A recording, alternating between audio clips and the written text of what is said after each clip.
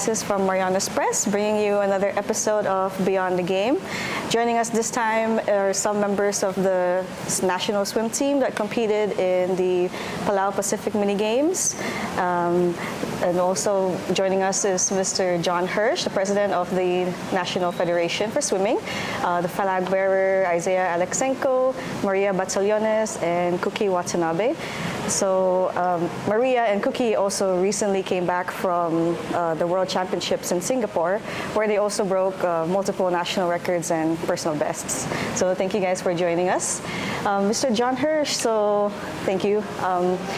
You were down there in Palau along with the team, along with the coaches. So what could you say about, the team's overall performance down there?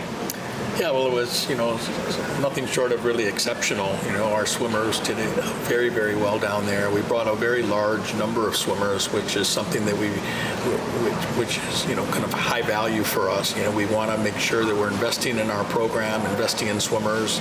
And so we really use all of our resources that we have to try to get as many swimmers, to compete in these local competitions as they can, to not only win medals, of course, but also for the experience of being there and competing against their Oceania swimmers.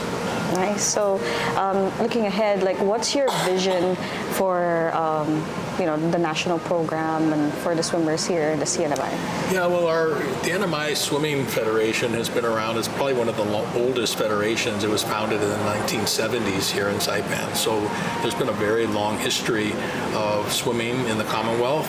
And what we're getting excited about is they're planning through the Office of Planning and Development and through a grant from EDA to build a 50-meter aquatic center at the Oleai Sports Complex. So that really will be a fundamental kind of game changer for our whole program and for really the whole community, because it'll provide kind of central access to a very state-of-the-art aquatic facility, which will not only allow our teams to practice, but to compete, really at international standards.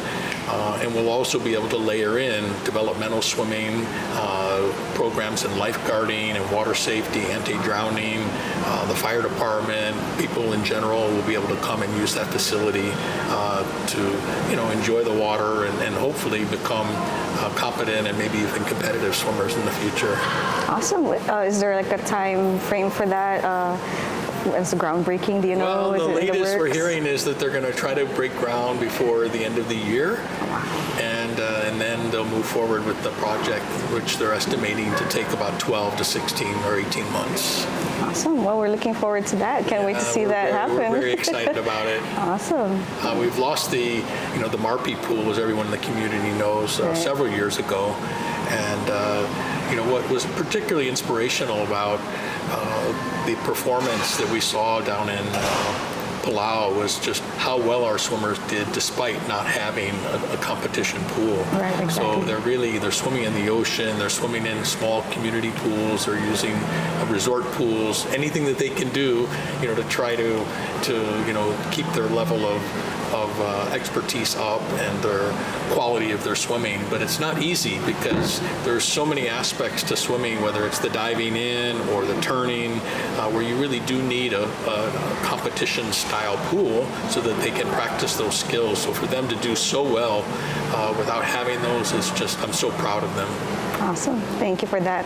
So moving on to the athletes, thank you for your time, Mr. Hirsh. So Isaiah, actually for you guys, it's been almost 2 months since Palau.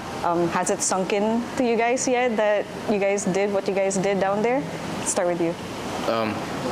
Yeah, it's been kind of long, but it definitely is a good memory. I'm definitely happy about the team's results, and like what John Hirsh said, it was definitely amazing how we performed despite not having an actual practice pool. Thank you.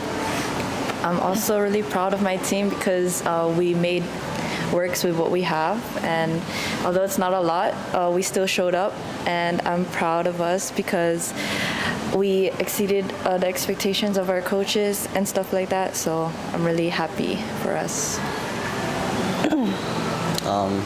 I'm really happy for everyone who went, because especially for the new people, we have Sari Barman and I think Maria Guerrero, right?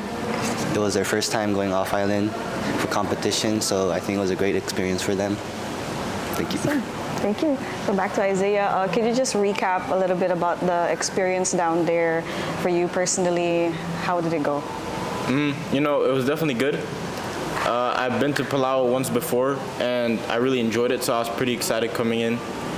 And the overall experience was, it was amazing, you know, definitely competing against other islanders, you know, and definitely learned a lot as well. The atmosphere in Palau was amazing because I really like how we have friendly competitions, and it was still like, it still kept us competitive toward each other even though we're all friends. I really liked their pool. It was like way longer than ours, so you know, that's one thing. And I think one thing I learned is I got like humbled because there's many people my age that were seconds faster than me, so I think I really got humbled in that competition. So thank you for sharing those. So, you know, you guys did break a few records here and there and even won some medals, right? So for you personally, what were you most proud of in your achievements down there and why? I was actually most proud of our relay. You know, relays are always very fun and exciting because it's like a teamwork, you know, and we really worked hard. And I mean, we didn't get first, but we did place, and we were one of the youngest teams there, so it was definitely a big achievement for us. My biggest achievement would probably be making podium because honestly, I knew it was going to be a tough competition, and there were people who also competed in Solomon, so I knew how I performed against them before, so I was really like excited and nervous at the same time. My greatest achievement was my 200 breaststroke. I was able to beat the national record from Wesley Wong, so I was really happy. My coaches and teammates were very happy about that. It makes me very happy. Awesome. So I know you guys don't have a, you know, like a national training facility for some time now, yet you guys still practice or still in the sport, still compete. So where does that drive come from, you know, to still want to be in the sport and compete for us? Where does it come from? Definitely from my teammates, you know. It definitely motivates me, and as well my coach, you know. He's always been telling me how he wants to see me in the Olympics one day, and I'm gonna try my best to be in the Olympics, you know. Can't promise anything, but you know, just gotta have a positive mindset. For me, I think my drive is thinking about how far we've came as a team. Even when we lost, the only thing that was gonna help us improve, which was the pool, we still found other ways to work around it, and we still showed up in every competition that we've been to, so yeah. Maybe just because we lost the pool doesn't mean we can stop. Like, it makes us work harder so that we can make up for that lost pool. I think that's a good drive for me. Awesome, thank you. So, you know, you guys do have a lot of support, you know, despite limited resources. You guys have support of family, the federation, and your coaches especially, right? They also make do with what they have, and they give what you guys all the knowledge and skills. So, how have your coaches helped you guys, you know, push past your limits and to get to where you guys are, like right now? How have they helped you? Our coaches and our family? Our coaches. Well, our coaches, yeah. So, you know, our coach really worked hard throughout the years. Ever since we lost the pool, he's always been trying to find new ways for us to practice in. So at first it was like different hotels. At first it was the beach, and then after it was like hotels, and then after finally, thanks to Jerry Tan and his family, we found a pool there that we could swim in without, you know, hopping on different like resources, I guess, you know, like the beach and different hotels, you know. But yeah, that definitely motivated me, you know, because our coach done all that. So I definitely want his hard work to pay off because of what he did for us. Yes, I think our coach has helped us a lot throughout the years, and not only just preparing for the mini games, but our coach has thought our workouts and everything like that, even our gym trainings. So I'm really thankful that he's been there supporting for us, and not only was he supporting us for our physical states, but also he's been there motivating us and making sure that we believe in ourselves as much as he believes in us. So I'm very thankful for that. just like Maria said, he's been helping us mentally, which is like very helpful for us because sometimes we get demotivated because our pool is pretty short. We're like, oh my gosh, how are we gonna get used to the other pools? But like coach comes in, he's like, it's okay. He's like gives us a motivational speech, which makes us very. It eases our heart, you know. Awesome. Thank you guys. So, with all the talk of facilities, how you guys are just using and making do with what you guys have, like from the pool for the hotels or from private pools. And then now, you guys kind of know that you'll probably have a pool sometime in the near future. What does that mean to you personally, for the team as well, and for the youth in the community to have a designated training facility? That's actually amazing, Definitely great for our future generation. That helped a lot because Juritan's pool is big, but like for swimmers, it's not as big, because it's, I believe, 15 to 18 meters, I think. But like, for example, you're practicing in a 15 to 18 meter pool, but then you go to World Champs, and that's already a 50 meter pool. That's a huge difference, and it definitely is a different feeling when you have to go from a 15 to 18 meter pool straight to a 50 meter pool. So I really hope that they do build a pool. It's going to be amazing for our future generation, and will definitely help a lot. By then, I'll probably be off in college, but I'm really happy that they're planning on building a pool for the future generations because I grew up with a 50-meter pool and it has helped me, I would say, a lot with me today. And I want the future generations to have the same opportunities as I did because that's the purpose. And I think having a pool, an official pool, would definitely make a difference in the CNMI. Like, they're able to hold competitions because we're not like really holding competitions, but then hopefully they would have the same opportunities that we did growing up. And yeah. I think like Maria said again, like being able to hold like local competitions is very good for the future generations because it makes them keep motivated. So like right now, our coach like holds a Tsunami Cup, a local competition in PIC pool for the little kids so that they can feel motivated to swim faster and get faster. So I think having a real competition pool is going to be a great motivational tool for them. Awesome, thank you. So you guys are talking like you guys have a lot of experience, even despite you guys being so young, which is amazing, right? Like, it's a testament to what our local athletes can do despite limited resources here back home. Especially you, Isaiah, you're off in college right now, competing, swimming in the college level.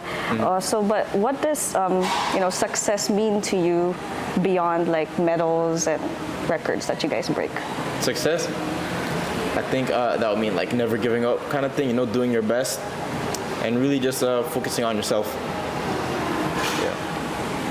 I think success means being content to me. So even if it's not a medal or even if it's not a record, as long as I put my heart out, that's what matters to me. Success means to like, it doesn't mean even if you don't get PB or national, like Maria said again, it doesn't mean that you're a failure. It means that you have room for improvements and stuff like that. So like having that mindset is, I think, success. Awesome, thank you guys. So you guys are, as I said, still young, but I'm pretty sure there are also younger athletes or younger swimmers that look up to you guys. So what would you like to tell them, for those who are watching you guys right now, or even those who have watched you guys competed in the past? What would you tell them? I always say I never give up. Always do your best, practice is definitely important. And yeah, that's it, really. I think I would tell them that there would be some days where you don't feel like competing or you don't feel like going to practice, but I think being consistent with your work will help you. And as long as you put your mind to it, it would be possible. Do your best. listen to your coach, believe in your coach. Good luck. Okay, and one last thing to wrap things off is what's next for you, school-wise, life-wise, competition-wise, what's next? Next is college again. I just hope to do good in school because college is pretty hard, It depends on who you are, I guess, I'm not really there academically there, but I am trying my best and to just get better times next year as well. If I don't, that means just train harder, but I'm definitely not gonna let that affect me. What's next is, I think Mr. Hirsh has mentioned a few more competitions that I could probably do my senior year, and also I want to brush up my stroke so I could get into a good college team and swim for their team. I think I want to focus on applying to a good college that would match me. Like, I want to swim in college, so I want to research good and find a coach. Because Isaiah always tells us, coach, what do you tell us? He said, Isaiah tells us that college, makes you really fast. It's a different level from right now. So I think I want to, find a good swimming college, which would make me go to another level, Awesome, thank you. Mr. Hirsh, would you like to say final words maybe for the community? Sure. Just first of all, I'd like to just say that, I've been involved with swimming in the Commonwealth here for over 20 years. And so it's been such a blessing to be able to actually see these guys start their swimming careers, when they were 8 or 9 years old, and to see what they've accomplished today, is really just amazing. And that really inspires me to kind of keep going with the Swimming Federation and help be, a leader kind of at the governing level. And we really model our federation on best practices, and we try to be a good steward of our whatever donations that we get. We try to really be as organized as possible, and I think it's reflected in the programs that we're offering and the opportunities that we're offering for our swimmers. So we're not stopping here. We just came back from Singapore. We're sending 3 junior swimmers to Romania in about 10 days, and then another cycle of the Oceania Championships down in Fiji. There'll be the Pacific Games in Tahiti. So there'll be the short course in Beijing, and then again another World Championships in Budapest, Hungary. So we're already thinking about those events even 2 or 3 years out, to try to prepare our swimmers to do their best. Awesome. Thank you for all that you do, and thank you guys for your time. So thank you all for tuning in. Tune in to the next episode of Beyond the Game with Lay Gases here at Marianas Press. Thank you.